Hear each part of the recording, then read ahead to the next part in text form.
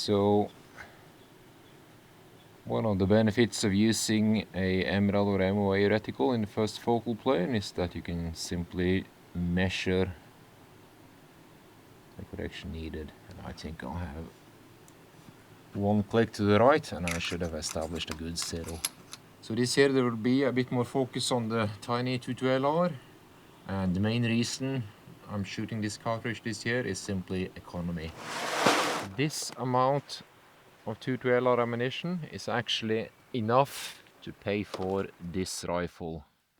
Now in theory the price difference between my centerfire and these 2000 rounds is enough to pay for the rifle, so anything beyond 2000 rounds is going to be pure savings. But of course that is just pure bullshit, and it's something you can tell your spouse, and both you and I know that this is just going to be an extra cost. So we'll see what we can practice rationally with a 22LR. My hope with using this rifle is I'm hoping to get better at getting into position quicker. I'm going to get faster at establishing the sight picture, and that I'm going to have a more consistent trigger control. The fear is, of course, that you adopt techniques that will not work the second you add recoil, because the 22LR will not help you manage recoil at all. But it's going to show you position, because you're going to see all of the recoil in this rifle, and it will be easier for you to gauge how well your position is. And if you do decide to get a 22LR for practice, make sure that you get one with dimensions that are something akin to your centerfire rifle. Now this rifle, the grip here is fairly similar to the one I have on my blaster with the Carbonomic stock, and that's why we're going to give this a try. And although it is significantly cheaper to practice with this rifle, there are quite a few things that you cannot practice with a 22LR. Wind calls is one thing, because this tiny little bullet is as vulnerable to the wind as a bumblebee, so it's going to go everywhere. So you can't really shoot long range and practice wind calls in a manner that is relevant to centerfire. But trigger control, it's going to be extremely important with a 22LR. It's going to be extremely sensible to shooter error. Of course, recoil management is not something you're going to be able to practice, but position shooting, getting into positions, system management, figuring out how you get into position and behind the rifle and find the sight picture, there should be no hindrance as long as you have a sensible 22LR compared to your centerfire rifle. Okay, so we have 2000 rounds. Now, normally you should get a fair bit of different ammunition and experiment and see what shoots best in your rifle. I don't have that luxury because of where I live. So the precision I have with this slot is the precision I'm going to have with this rifle, and I'm going to work within the framework of that. So far, from what I can see on the target, everything is shooter error, and there is no restrictions in the ammunition of how well this system can shoot. This episode contains sponsored items.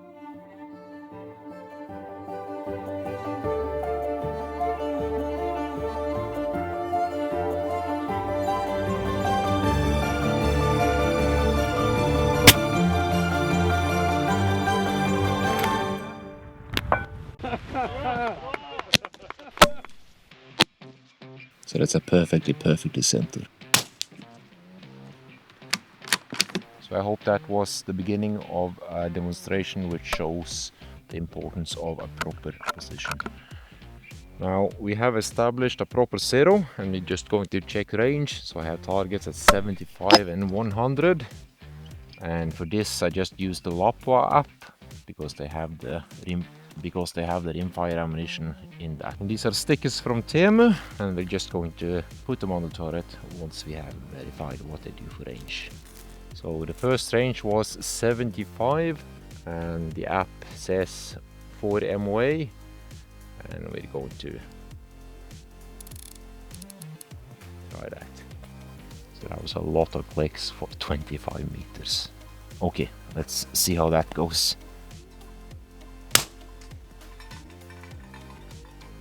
Before you go, subscribe, like, and comment.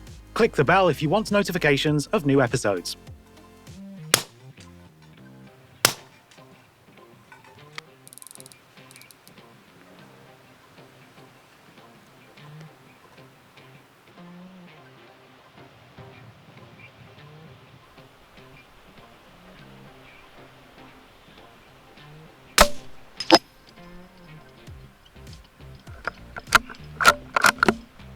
So that was 100, and the calculator was actually quite excellent. Spot on.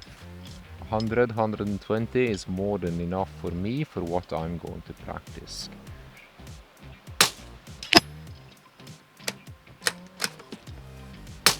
So that was actually quite excellent.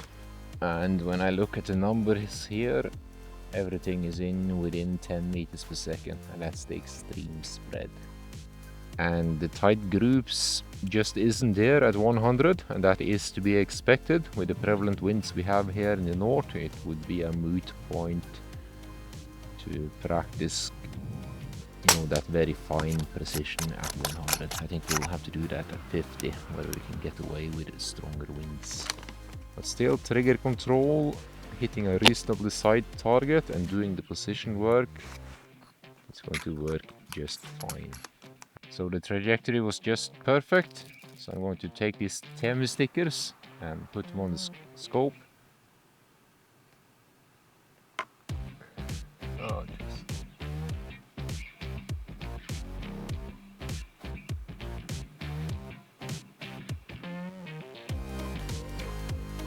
I think it's fair to say that the quality of these stickers were just junk, so we'll have to come up with something better.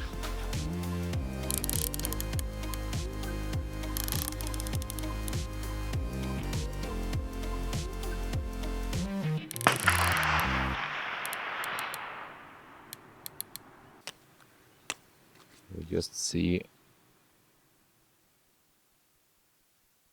120.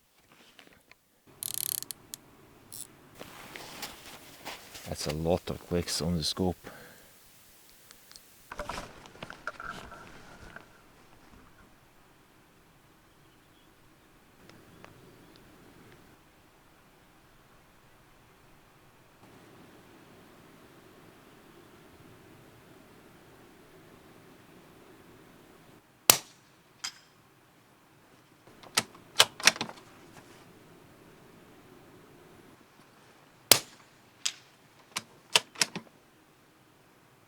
Okay, so that was 120, and it looks like we need a full 2 MOA to stay on target.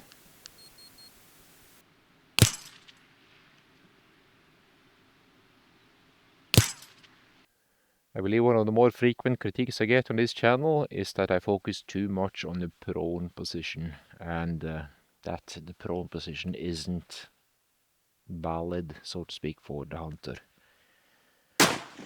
Not true, but we will cover other positions as well. We just start with a simple supported sitting, which is a position many hunters will be familiar with. If you have a rest of any sort, use that rest. For the purpose of this film, we're going to shoot without. We'll start with sitting unsupported, because that is one of the more common positions, which is also quite easy to master. Now, if you want to shoot that way, you also have to make sure that the natural point of aim is that way. The target is here, and my position is nowhere near that. And if I start to muscle in on the target, trying to find it and trying to hit it, that's just not going to work. Not on target at all. So this is just rubbish. The lowest magnification, natural point of aim, isn't in the right place. Trying to muscle over or shooting freehand, and it's not something you should do. Okay.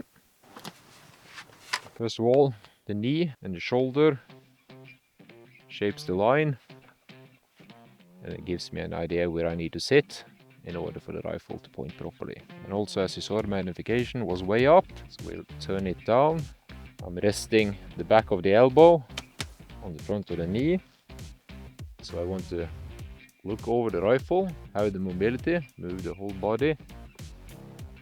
when I have the target,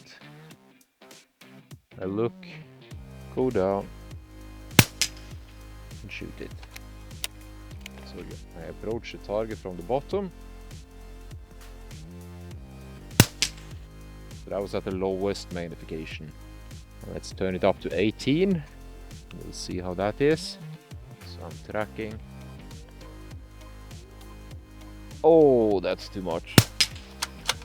So I am quite close on target, but that is mostly because I'm looking over the rifle and the position has already solved much of the shooting. But 18 power is too much. Let's put it down to 6 and you'll see what that looks like. It's a good balance between field of view and detail on the target. Let's go to the classic 8, which was more or less the go-to magnification for a professional hunter in Scotland for many years. So again, looking over the rifle, coming in, finding field of view, and this.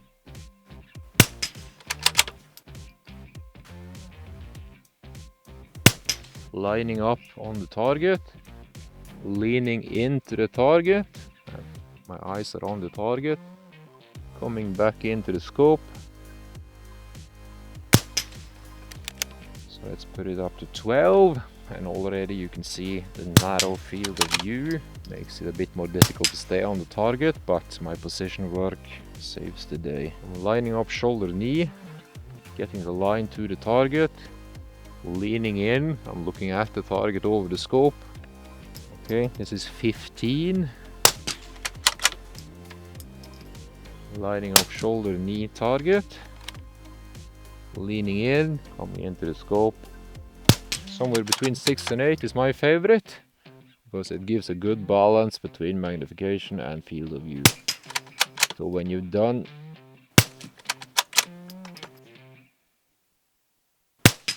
your position work, you will most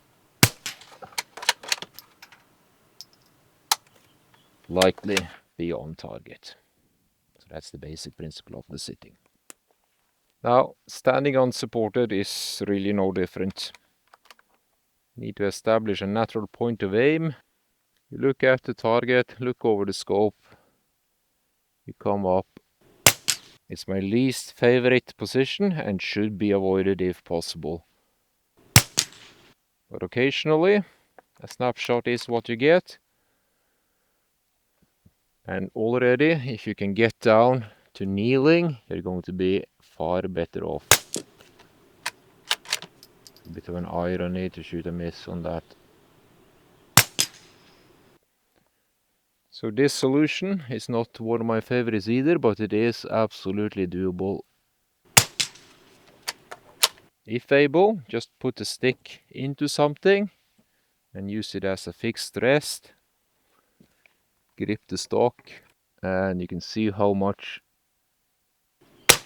steadier this is.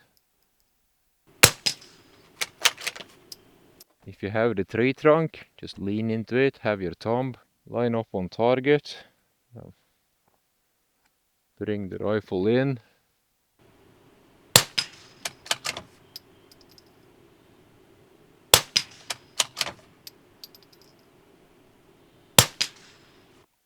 So